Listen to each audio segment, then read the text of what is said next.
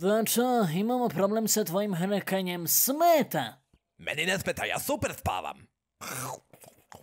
Pa meni smeta. I znam pravi lek za to. Dugoročni. Duško, kako bi ovo tačno trebalo da se reši mog hrkanja? Da, hrkanje.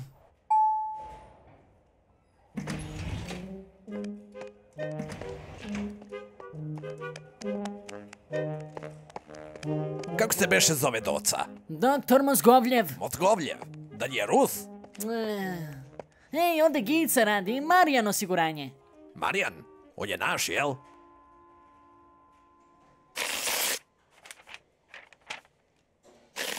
Šta je to? Recepti. Ti ne kuvaš. Pa, nemam vremena.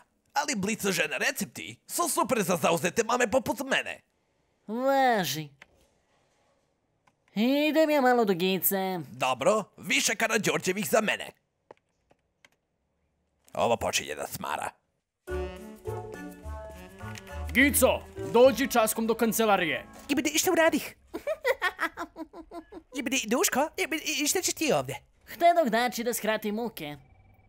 Wow, vidi ovo, imaš radni prostor. Računar. Nemoj to. Fiksni, ovdje Gica Prasić. Rezač za olovke. Lepljivu traku.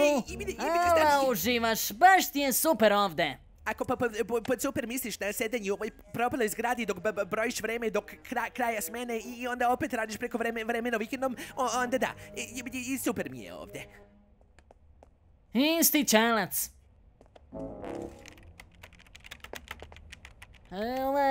Ko ovdje radi? Niko, prazno je.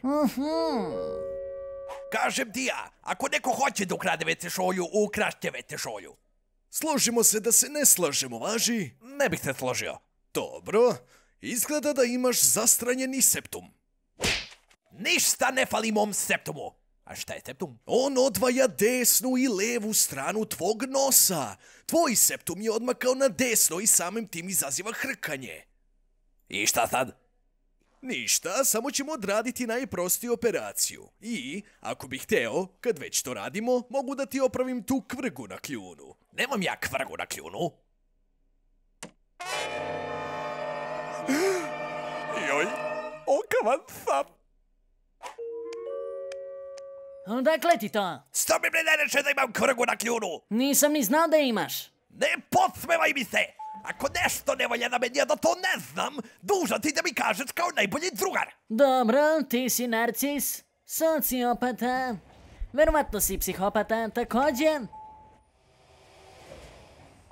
Paranoičan, seksista i smelaš starije. To su sitnice, sitne sitnice. Pričamo zapravo bitnim stvarima, mom izgledu. Ako ti nećeš da budeš iskren, vala neko drugi hoće. Evo, nosi ovo kući. Novosadska keramika.